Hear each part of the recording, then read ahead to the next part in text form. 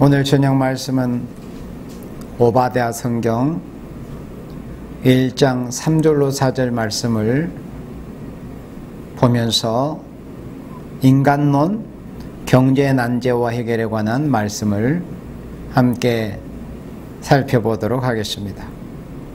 오바댜 1장 3절로 4절을 합독합니다.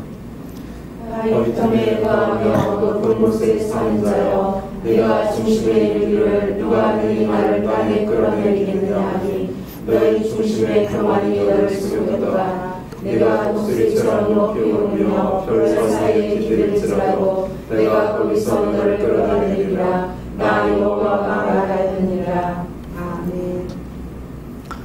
오늘 저녁에 인간론의 난제와 해결에는 있어서 다섯 번째, 경제 난제와 해결에 관한 말씀입니다. 금일의 과학 문명을 통해서 경제적인 발전을 가져오는 것은 부인할 수 없는 사실입니다. 과학과 기술이 발전함으로 인해서 기계화되고 자동화됨으로 인해서 경제적인 발전을 가져오게 된 것이 현실입니다. 사람의 손으로 일일이 하던, 오직 사람의 인력으로만 일하던 그런 시대를 거쳐서 사람들이 기구를 사용하게 되고 또 기계를 사용하게 되고, 이제는 많은 물건을, 제품들을 한꺼번에 사람의 손을 거치지 않고 기계를 통해서 생산해낼 수 있는 이런 과정을 거쳐왔습니다. 그리고 지금은 정보화 시대라고 그렇게 말을 합니다. 사람들이 IT 시대라는 그런 말들을 합니다. 지금은 정보와 기술이 없으면은 경쟁 세계에서 결코 살아남을 수 없는 그런 사회 이 구조로 되어 있습니다. 정보와 기술에서 뒤처지면 경쟁력에서 해볼 수가 없는 것입니다. 그래서 과학 문명을 비롯해서 경제적인 발전을 가져오는 것은 부인할 수 없는 사실이 되었습니다. 그런데 옛날에 사람들이 기계를 사용해서 쉽게 일하기 전에는 너무 사람들이 일하는 게 힘들고 고통스럽다 보니까 이것을 좀 쉽게 할 수 있는 방법이 없을까를 생각을 했었는데, 막상 또 이제 기계를 만들고 로봇을 만들고 하다 보니까 사람들이 일자리가 이제 없어지는 거예요. 줄어드는 거예요. 그리고 자본이 좀 있어가지고 자동 생산 시설을 설치하면은 많은 사람을 채용하지 않고도 많은 생산을 할 수 있음으로 인해서 더 많은 돈을 벌게 되고, 상대적으로 자본이 없고 기술이 없는 이런 사람들은 더욱더 이제 이런 경제 활동에서 소외되어 가고 소득이 그만큼 상대적으로 줄어들 수밖에 없는 바야흐로 부익부, 빈익빈의 현상이 극심화된 이런 세상이 되었습니다. 그래서 경제가 경제를 지배하는 자본주의적인 정권 아래, 자본주의 체제 아래서 가난한 빈민의 쓰라림이라는 눈물의 호소는 어떻게 할 것인가 하는 것이 곧 경제 난제라고 하는 것입니다. 자본주의가 좋은 점이 많아요. 공산주의에 비해서 자본주의가 훨씬 좋은 점이 많습니다. 그래서 사람들은 공산주의와 자본주의 체제 경쟁에서 이미 승부는 끝났다. 물론 승부는 진짜 끝났죠. 그렇지만은 공산주의가 숨통이 끊어지지 않고 있다는 것을 알지를 못하는 것. 자본주의의 약점이 보일 때, 자본주의가 한계점에 이르게 될 때, 약점을, 허점을 노출할 때, 북극의 곰처럼 겨울잠을 자고 있는 것처럼 그렇게 숨을 죽이고 있던 공산주의가, 자본주의가 극도로 어려움을 당하고 허점을 드러낼 때 바로 그런 기회를 엿보아서 자신들의 그 정책, 그 날카로운 발톱을 드러내고자 하는 것이 바로 공산주의입니다. 그래서 오늘 낮에도 말씀 전하는 것처럼 공산주의는 숨이 끊어지지를 않았습니다. 여전히 건재합니다. 그걸 세상 사람들은 알지를 못합니다. 그래서 있는 자 없는 자의 차이가 갈수록 심화되어 가는 것, 이것이 경제 난제입니다. 우리나라 사람들도 또 특별히 청년들도 실업난에 대해서 호소하고 고통을 호소하고 있지만은 그게 사람 마음대로 되는 게 아니라 사회 구조가 그렇게 되어져 가고 갈수록 일자리가 줄어들어가는 이런 시대가 되었습니다. 그것은 이 세상에 어떤 누구도 이 난제를 해결해 줄 수가 없습니다. 만약에 할 수 있다면 그것은 난제다운 난제도 아닙니다. 그냥 인간이 어떤 무슨 방법으로 해결해 주면 됩니다. 다 똑같이 뭐 나눠주든지 아니면 세금을 많이 걷어가지고 없는 사람한테 뭐 주든지 공산주의자들처럼 그렇게 한다고 해서 경제가 해결이 된다면 그렇게 할 수도 있겠지만 그런다고 이 경제의 어려운 문제가 해결이 되지를 않습니다. 중국 공산당은 자기네들의 굶주림을 면하기 위해서 자본주의 시장 경제를 개울적으로 정책적으로 전술적으로 도입을 해서 직장이라도 있고 생산활동에 참여하는 사람들은 돈도 많이 벌기도 하고 뭐 세상에서 누릴 걸 누리면서 살지만은 또 그 반대편에 있는 사람들은 그만큼 극심한 가난과 어려움에 허덕이고 있습니다. 그리고 또 후진국일수록 부익분 빈익빈 현상이 더 극심해져 갑니다. 인도나 중국이나 이런 후진국일수록. 그런데 후진국이든 선진국이든 간에 결국은 인간 종말의 경제 난제가 올 수밖에 없습니다. 사회 구조가 그렇게 되는, 기술이 발달해 갈수록 일자리는 줄어드는 겁니다. 그래서 돈이 있는 사람은 그 자본의 힘을 가지고 더 많은 돈을 벌 수 있습니다. 한 가지 쉬운 예로 하자면은 자본을 많이 가지고 있는 대형 마트 이런 기업들이 어느 한 곳에 들어오면은 그 주위에 조그만하게 했던 이런 슈퍼마켓이나 조그만한 상점들은 말할 수 없는 타격을 받고 거의 전멸하다시피 합니다. 극심한 타격을 봅니다. 그게 뭐예요? 그게 자본의 힘입니다. 그러나 자본주의에서는 그걸 막을 수가 없어요. 그게 자본주의니까. 그런데 자본주의도 많이 벌어가지고 없는 사람들을 좀 배려하고 많이 벌어서 내가 좀 사회에 많이 되돌려 주려고도 이렇게 하고 강제로 빼앗겨서 그렇게 하는 게 아니라 그렇게 하는 건 공산주의고 내가 수입이 많으니까 이것은 여러 사람들의 힘을 통해서 다 내가 이렇게 부를 축적을 했기 때문에 함께 내가 나누어야 되겠다. 이런 생각과 이렇게 섬기고 베푸는 이런 이 양심과 생각을 가지고 있다면 자본주의가 어려움에 봉착하지 않습니다. 그런데 사람들이 다 그렇습니까? 다 자기 탐욕이 참 인간의 탐욕이 한이 없어요. 탐욕이라는 것은. 그래서 갈수록 이와 같이 악화되어 갑니다. 그래서 심지어 이사야 3장 13절로 15절 말씀을 보도록 합니다. 이사야 3장 13절로 15절 말씀에 합독합니다.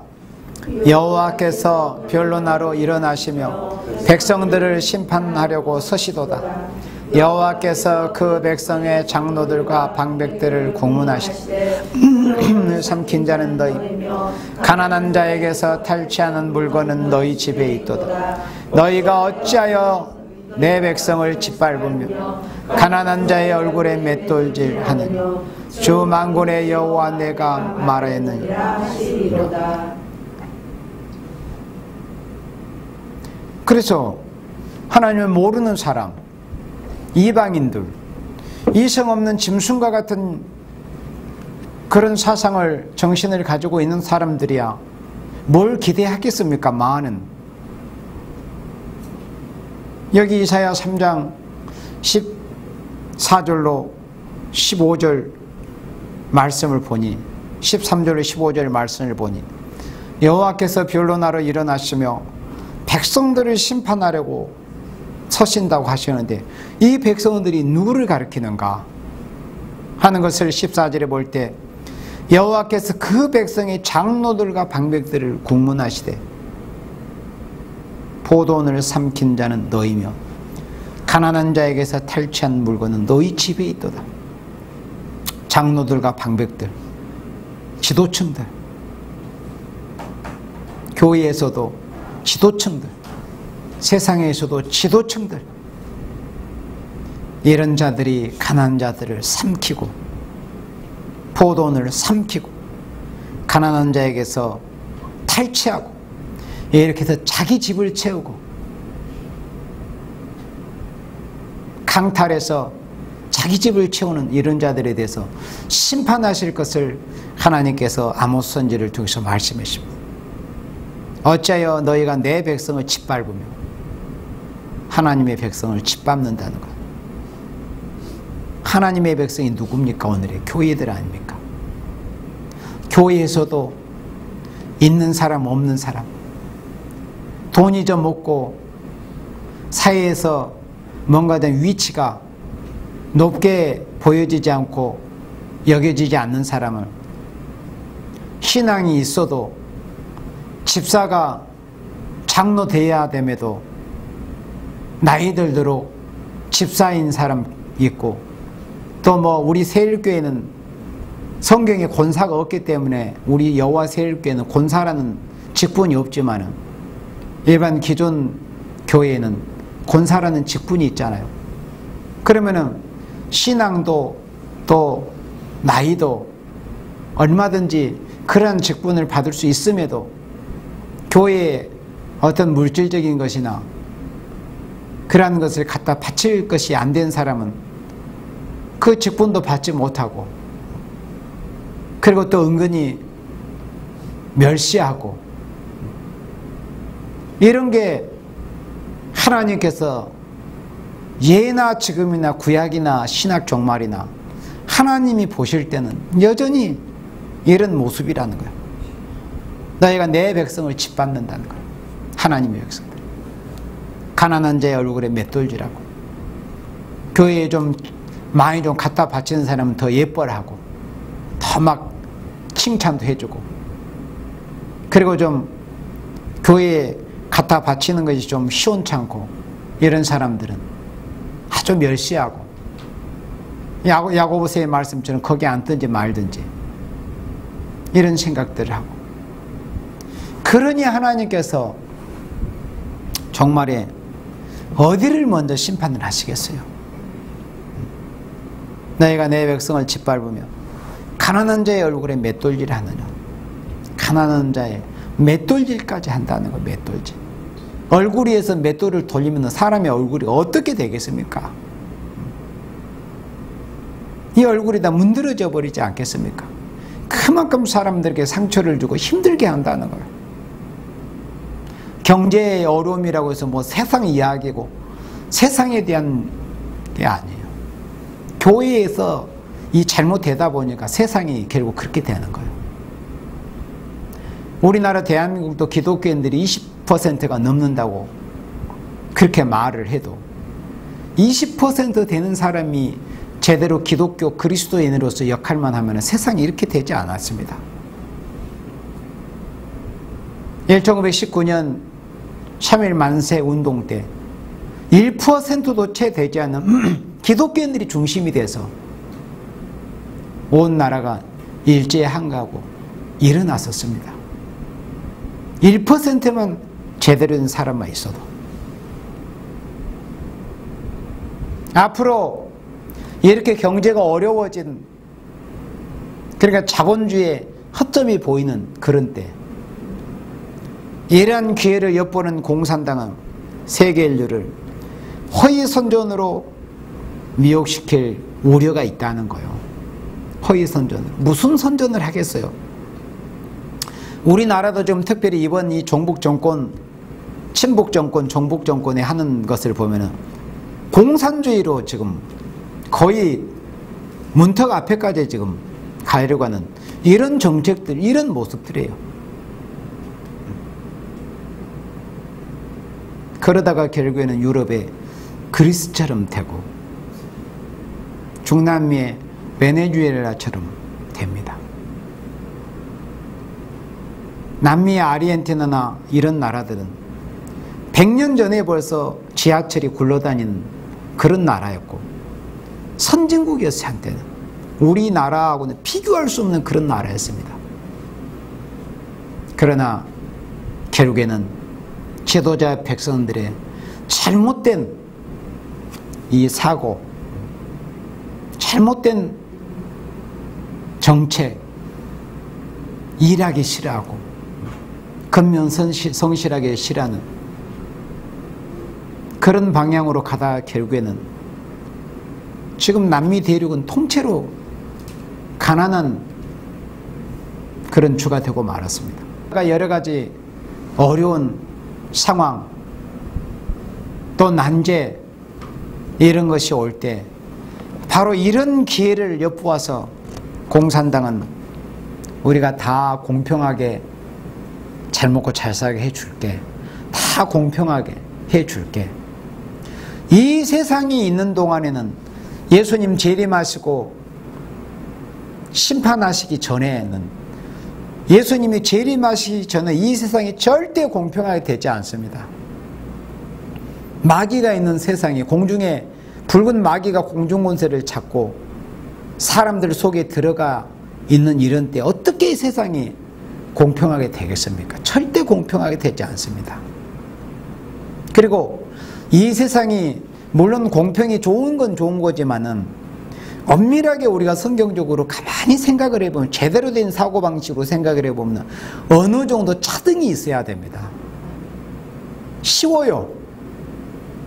하루 5시간 일한 사람과 6시간 일한 사람, 그리고 5시간을 해도 적당히 일한 사람과 6시간을 위해도 열심히 일한 사람, 그러면 그 두 사람이 수입이 똑같고 누리는 생활이 똑같은, 그게 공평입니까? 공산주의자들이나 오늘 지금 우리나라에 이 세워진 정권이 하는 것들은 그런 걸 공평으로 사람들에게 여기게 하는 거예요. 뭐 보편적 복지 말하면서. 복지는 진짜 필요하고 진짜 어려운 사람들한테 가야 되는데, 그렇게 복지를 말하면서도 얼마나 어려운 사람들 많고 노숙자들 많고 힘들어하는 사람들 많습니까? 이렇게 지금 어려움에 봉착해 있습니다. 이럴 때 공산주의자들이 미혹을 한다는 거죠. 다 공평하게 해준다.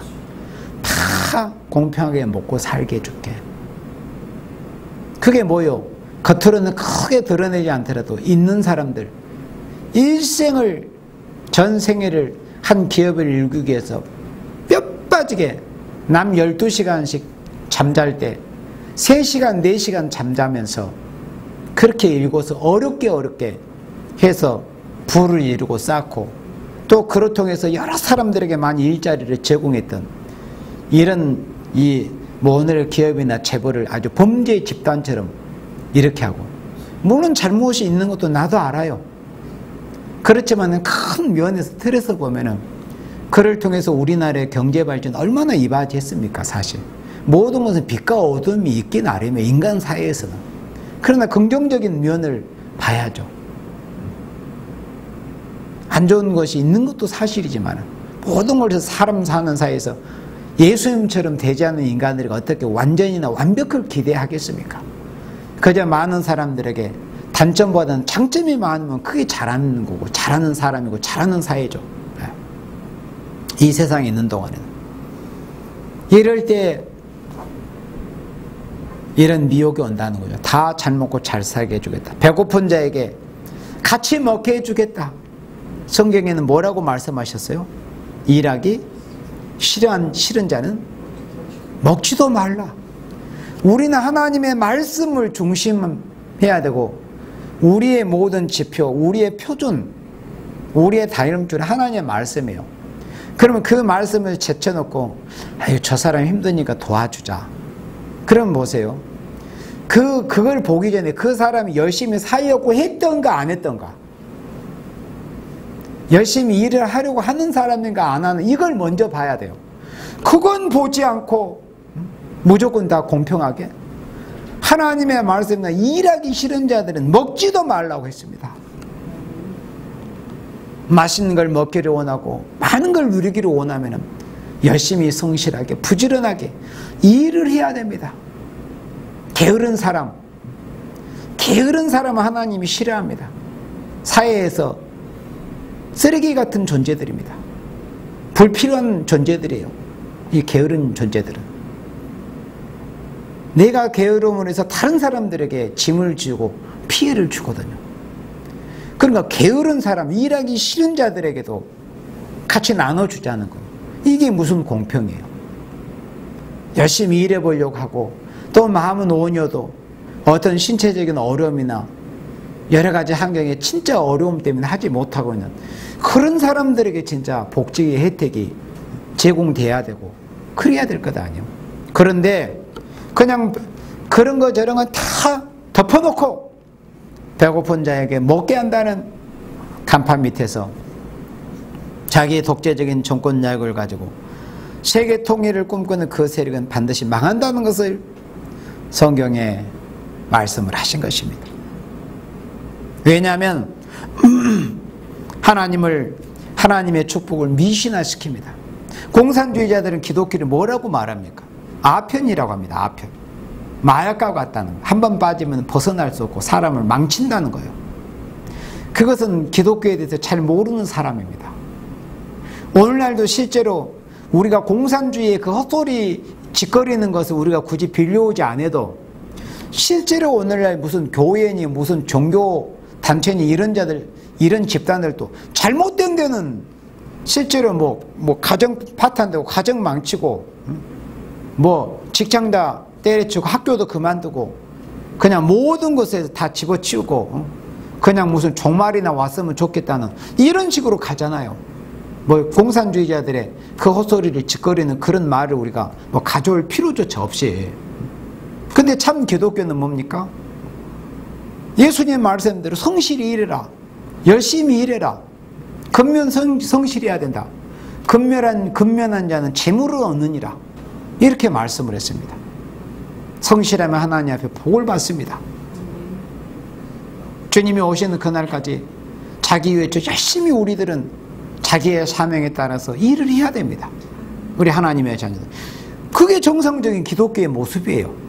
거기서 벗어나면 진짜 그건 이단이고 잘못된 겁니다. 그런데 공산주의자들은 하나님의 축복을 미신화시켜요. 하나님 섬기면 축복받는다는 게 거짓말이야. 그건 마약과 같은 헛소리야. 이렇게 미혹한다는 겁니다. 그런데 오늘날 왜 지금 유럽도 쇠퇴기에 들어가 있지만 유럽 왜 복을 받았고 왜 기술 과학 문명에 선도하는 그런 역할을 했습니까? 기독교 복음이 먼저 들어가서 하나님을 섬기는 그런 백성들이 되다 보니까 그렇게 하나님 앞에 예언된 말씀대로 야빗이 창대케 되리라는 그런 말씀대로 복을 받았지 않습니까? 그게 무슨 미신입니까? 그러나 공산주의자들은 그 속에 붉은 용 마귀 사탄이 들어가 있기 때문에 공산주의자 붉은 용이 제일 미워하는 게 예수님이고 또 제일 싫어하는 게 예수님의 나라가 이루어지는 거예요. 그래서 공산주의자들 속에 들어가서 기독교를 그렇게 참수하고 회방을 하는 것뿐이지 다른 게 아닙니다. 경제활동은 인간의 힘에만 있다는 것은 한 공상에 불과한 생각입니다. 그러므로 모든 성경에 예언하기를 인류 종말에 극도로 무서운 기근이 한재로 와서 이사야 19장 5절 10절 여러분들 말씀 드리면서 찾아보시면은 인간 종말에는 극도로 무서운 기근이 한재로 온다는 거죠. 가뭄으로. 그래서 모든 사람은 할 일이 없이 된다고 가르친 말씀이 바로 이사야 19장 5절로 10절의 말씀입니다. 자, 이사야 19장 5절로 10절을 우리 다 같이 합독합니다. 바닷물이 없어지겠고 강이 잦아서 마르겠고 강들에서는 악취가 나겠고 애굽 시냇물은 줄어들고 마름으로 달과 같이 시들겠으며 나일 가까운 곳 나일 언덕의 초장과 나일강 가까운 곳 깃밭이 다 말라서 날아 없어질 것입니다. 어부들은 탄식하며 물은 나일강에 낚시를 던지는 자는 슬퍼하며 물에 그물을 치는 자는 피곤할 것입니다. 세마포를 만드는 자와 백목을 짜는 자들이 수치를 당할 것입니다. 애굽의 기둥이 부셔지고 품꾼들이 다 마음에 근심하리라. 이사야 19장의 제목은 주 강림시의 사회라는 것을 말씀을 했습니다. 주 강림시가 되면은 이런 사회가 된다는 것을 말씀했습니다. 경제적으로 어려운 사회가 된다는 것을 말씀했어요. 그리고 지도자가 포악한 자가 지도자가 된다는 것을 말씀했습니다. 1절로 4절에 포악한 군주가 세워진다는 거예요.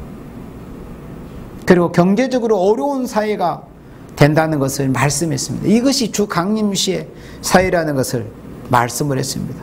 지금 세상이 그렇게 하나님의 예언된 말씀대로 되어져 가고 있습니다. 그러므로 사람들이 직장도 없고 실업난에 허덕이며 갈수록 할 일이 줄어들게 된다는 겁니다. 그렇지만은 이런 어려운 문제가 어려운 문제 해결하지 못할 문제를 끝나버리고 만다면은 하나님이 살아계신다고 하겠으며 해결이라고 하겠어요? 이런 어려운 문제 난제가 있다면 하나님께는 해결하시는 방법이 있다는 것을 말씀한 것이 선지서의 예언입니다. 이때 특별 보호하는 땅에서 물과 양식을 공급받고 하나님의 양육을 받는 택민보호의 진리, 그러니까 정말 이 말세복음 우리 여호와 세일교에서 전하는 증거하는 말씀은 택민보호의 진리입니다. 앞으로 예수님께서 또는 선지자들이 예언하는 말씀대로 창세 이후로는 환란이 온다. 그런 환란이 올지라도 하나님의 약속이 뭐냐면은 택하신 생명, 하나님의 말씀과 주님의 말씀을 읽고 듣고 지켜 순종하는 생명들에게는 어떤 환란이 하늘의 불에 타고 땅의 체질이 다 풀어서 녹아서 풀어지는 그런 무서운 환란과 재앙과 심판이 올지라도 하나님께서 당신의 택한 백성을 특별히 보호해 주시겠다는 것, 그리고 새로운 새 땅의 축복을 받게 해주시겠다는 것이 종말의 진리입니다. 택한 백성들은 하나님께서 책임지고 보호해 주시겠다. 그러면 경제적으로 어려움이 온다고 예언된 말씀대로 우리나라도 얼마나 지금 경제가 어렵고 그리고 사람들이 피부에 느낄 만큼 한참 이승만 정권을 거쳐서 또 박정희 정권 시대를 거쳐서 경제가 일치월장 전두환 대통령 때까지 정점을 치듯이 그렇게 올라와다가 1997년에 IMF 사태가 발생했습니다. 우리나라 사람들이 지도자들로부터 너무나 자만에 빠지게 된 겁니다. 물질의 풍요, 너무나 자만에 빠지다가 그것도 사실은 하나님의 징계죠. 그때부터 사람들은 경제의 어려움을 피부로 느끼는 체감을 하기 시작했습니다. 그래서 요즘 사람들은 IMF 때보다 더 어렵다는 말들을 이구동성으로 해대고 있습니다. 이렇게 어려운 시대입니다. 그러나 우리가 구약 때 엘리야 때나 엘리사 때를 보십시오. 그때 당시에도 가뭄이 들었잖아요. 3년 반 이슬 한 방울 내리지 않았습니다. 비 한 방울, 이슬 한 방울, 우로가 3년 반은 없었습니다. 그런 때도 하나님께서 하나님의 사람이 있었던 그런 가정에는 하나님께서 물과 양식, 기름과 가루가 떨어지지 않게 해주신, 그게 뭐냐면 인간 종말에 경제적인 극심한 어려움이 올지라도 택하신 생명들은 보호해 주시겠다고 하는 그런 약속의 말씀을 실천적으로 보여주신 그런 역사였습니다. 인간 종말에도 요한계시록 6장 6절 여러분들 한번 찾아보시기 바랍니다. 잘 아시는 말씀. 종말에 경제 난제 해결에 있어서 하나님께서 사도 요한을 통해서 요한계시록 6장 6절에 이렇게 약속하시고 우리에게 소망을 주셨어요. 요한계시록 6장 6절에 합독합니다. 내가 내 생물 사이로서 낳는다는 음성을 들으니 가로되 한 데나리온의 밀 한 대요 한 데나리온의 보리 석 대로다. 또 감람류와 포도주는 해치 말라 하더라. 아멘. 이 한 구절 말씀, 그러니까 선지서의 경제적인 어려움 을지라도 하나님께서 보시겠다는 말씀, 이사야 성경에서 여러 구절에 걸쳐서 말씀했고, 또 이사야 60장 거의 전편에 걸쳐서 종말의 동방에서 말씀의 빛의 역사가, 동방 역사가 나타남으로 해서 이제 복음의 빛을 받은 유력한 성도들이 자기가 준비하는 많은 재물을 가지고 하나님의 일을 섬기고 하나님의 백성을 섬기는 그런 모습을 이사야 60장에서 보여주는데, 그러한 선지서에 예언된 경제 난제 해결에 관한 모든 말씀을 압축한 말씀이 바로 여기 요한계시록 6장 6절의 말씀입니다. 감람류와 포도주는 해치 말라. 한 데나리온의 밀 한 대요. 한 데나리온은 마태복음 20장 2절 말씀에 보면은 한 사람, 하루 노동자가 하루 품을 팔아서 받는 삭시 한 데나리온입니다. 그러니까 한 데나리온이 하루 일당입니다. 하루 일당으로 밀 한 대 사고 다른 거 사지 못하면 어떻게 생활을 해 나가겠습니까? 그러니까 이렇게 경제적으로 어려운 시대가 된다는 것입니다. 그렇지만 하나님께서 이렇게 약속을 하셨어요. 감람류와 포도주는 해치 말라. 감람류가 뭡니까? 기름 아닙니까? 그러니까 기름과 같은 성신의 역사, 성령의 역사를 충만히 받고 성령 충만을 받고 하나님의 신의 역사를 충만히 받아서 성령의 기름 부음을 받은 이런 종, 이런 성도의 생활하는 그런 종들과 성도들과 교회에 대해서는 하나님께서 전적으로 부족함이 없이 필요한 것들을 공급해 주시겠다고 하신, 약속하시는 말씀이 바로 감람류와 포도주. 여기서 포도주는 또 뭡니까? 이사야 55장에 보면은 하나님의 기로도는 말씀을 청종해서 기로도는 진리의 포도주를 말씀했습니다. 그러니까 성령이 충만하고 말씀이 충만한 생활을 하는 성령 충만, 종말의 늦은 비의 성령의 역사를 받고, 포도주는 죽어 천당하는 영원히 구원받는 이런 말씀이 아니, 예수님 재림하실 때 영육이 구원받고 환난과 재앙을 면하고 아름다운 새 땅 새 시대의 축복을 받는 이 말세의 진리, 포도주, 영육 구원에 관한 이 말씀, 포도주 같은 이 말씀이 충만한 이런 하나님의 택하신 생명들은 이와 같이 강권으로 하나님이 축복해 주시고 보호해 주실 것을 말씀을 하신 것입니다. 그래서 남은 자가 사는 새 땅의 축복은 젖가꿀이 흐르는 아름다운 시대의 지상 축복을 가르쳤으니 경제 난제 해결은 어디 있다는 것을 우리는 알게 된다. 그래서 종말에 이제 하나님의 백성들이 주님이 오시는 그날까지 열심히 주의를 섬기고 주의를 부흥케 하는데 힘쓰는 데 있어서는 하박국 3장에 있는 말씀처럼 참 감람나무에 소출이었고 우리에는 양이, 외양간에는 소가 없고 우리는 양이었고, 이런 어려운 이런 환경이 있을지라도 하나님께서 이사야 23장 18절에서 보면은 지금 뭐 FTA니 뭐 이런 것들이 많이 세계적으로 이렇게 체결이 돼가지고 얼마나 지금 무역이 성행하는 이런 시대가 되었습니까? 그렇지만은 결국에는 하나님의 종들, 하나님의 사랑하시는 교회들에게, 하나님의 백성들에게 잘 입을 자료, 잘 먹을 자료가 되게 해주시겠다는 것을 이사야 23장 18절에서는 말씀하셨습니다. 그리고 이사야 60장에서 보면 열방의 재물이 이제 동방 역사를 통해서 들어오는 이런 역사를 보게 됩니다. 그리고 학계 2장 말씀에서도 하나님께서 학계를 통해서 말씀했잖아요. 금도 내 것이요 음도 내 것이요. 열방의 재물이 하나님의 거룩한 성전으로 들어오는 모습을 보여줬습니다. 이렇게 해서 경제 난제가 해결이 된다는 것을 말씀을 하신 것입니다. 그러니까 우리는 이 경제가 어렵다고 해서 인간의 방법으로 내가 주일을 날 돈을 벌지 않으면 경제가 생활이 어려운데, 그러니까 그러면은 내가 주일날 나가서 돈을 벌어야죠. 또 예배 드릴 시간에 예배 드리지 않고 어떤 영업 활동을 하고 그러면 돈을 더 벌 수 있다는 이런 생각으로 이런 사고방식으로 경제 난제가 해결이 되지 않는다 그겁니다. 감람류와 포도주, 성령이 충만하고 말씀을 읽고 두고 지키고 준행하는 이런 생활이 있는 사람이 경제의 난제를 해결하고 나아갈 수 있다. 하나님의 은혜와 축복으로 이것이 경제의 난제와 해결이다 하는 말씀입니다. 오늘 저녁 말씀은 여기까지 보도록 하겠습니다.